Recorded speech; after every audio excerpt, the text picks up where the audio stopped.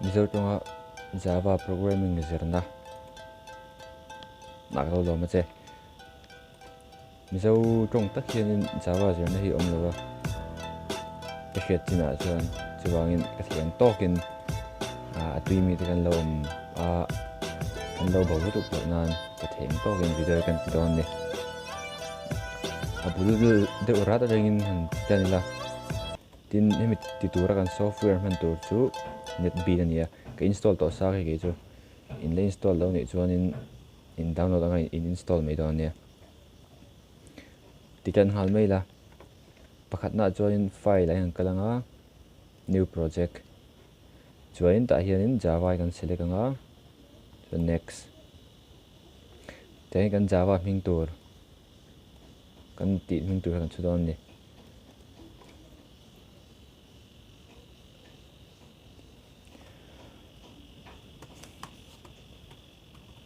hello world finish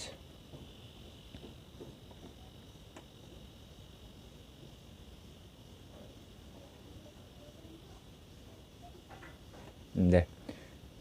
hay hi kan program na tur chuan ta Java chu ti lian deuh nge hình hồi chú đủ lệ đủ đâu mê chú comment mấy mấy này chú quay là sẽ in nằm được đang cần phải rất nghe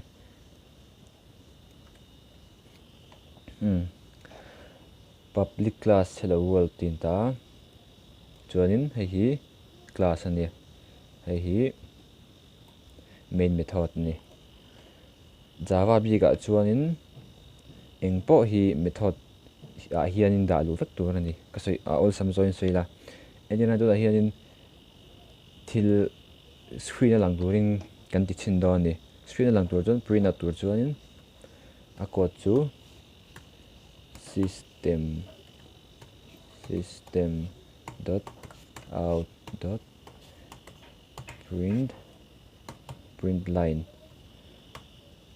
bracket thil a print do na thu a print do ni chuanin Java chuanin chu string a da ngai string a da han ti mai o chu mi je chu hei kan hmang ti khan chuanin ta hian kan ngei lang tur kan du han je do ni entinan hello world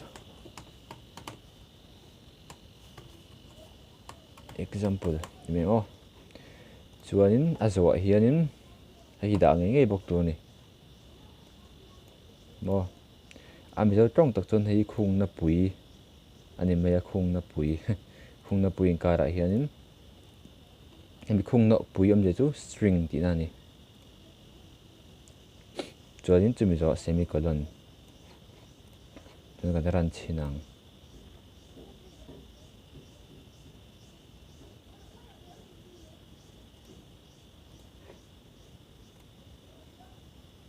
hei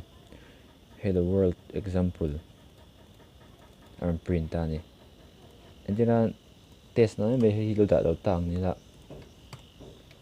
hai error nghal ni mo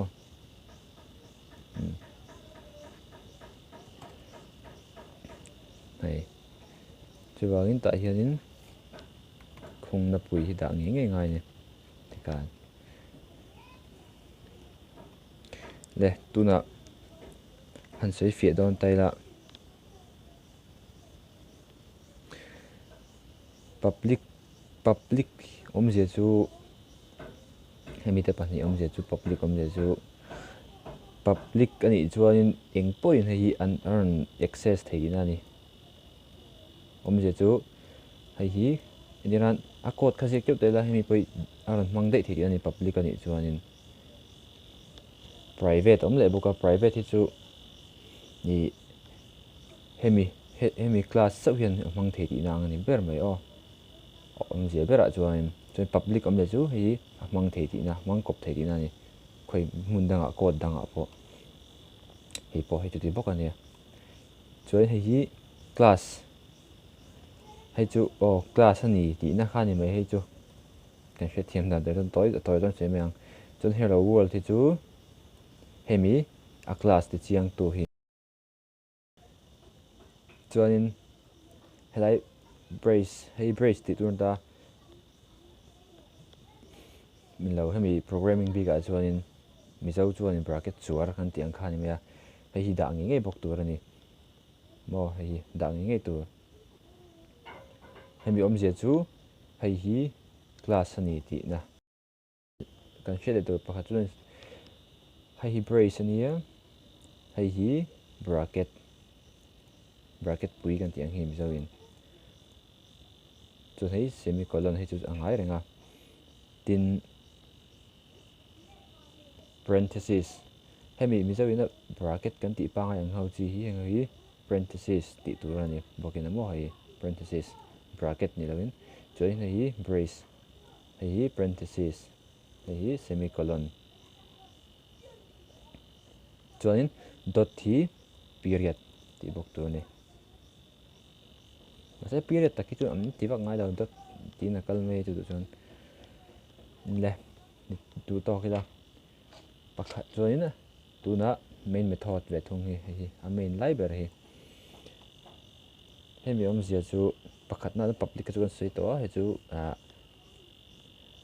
mundenga tangpon hei access theih ava dia sengo ulsam join kon sei thiam melo i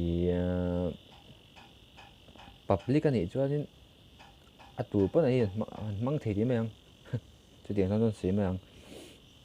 ava access thei di nan chu khoi tangpon ti na ni ber mai chuanin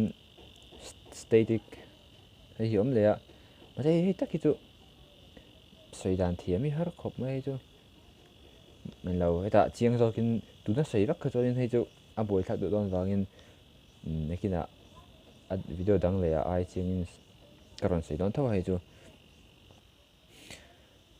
chuanin chu mi zo hei chu static chu da thariang han chu a boi lo zok nan chum zo void yom le a void om sia chu hemi main method hi a return lo ti na a value hi a return lo ti na main method hi mo chu mi om zia chu hei hemi den line om ngala hei lo return angai lo ti na ni chu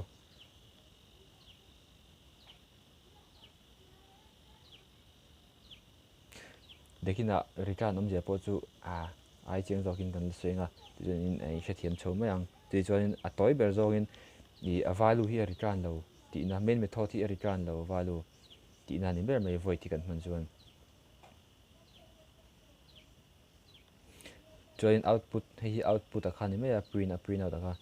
hei sei fe le do don tai la china ka siang khanin hei hi string ani ti chian le zual na nia chuwangin hemi hi string kan hmang ani chuanin hei hi a print out tur a khan ni mai a internanin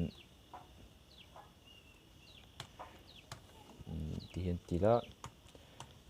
java zirna kan ni tai la kan ran le chinang hei kha khani mai khlai tak kha chu ti khan hei a zirna ma saber ajon tian du tok mai la hi a first nang tak tak ani chu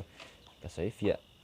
lutuk lo mo ko sei fia thiam vak lo poni mai the lai tak ve chu masalangin ain phaman chho veka fe thiam le zel tur anga yang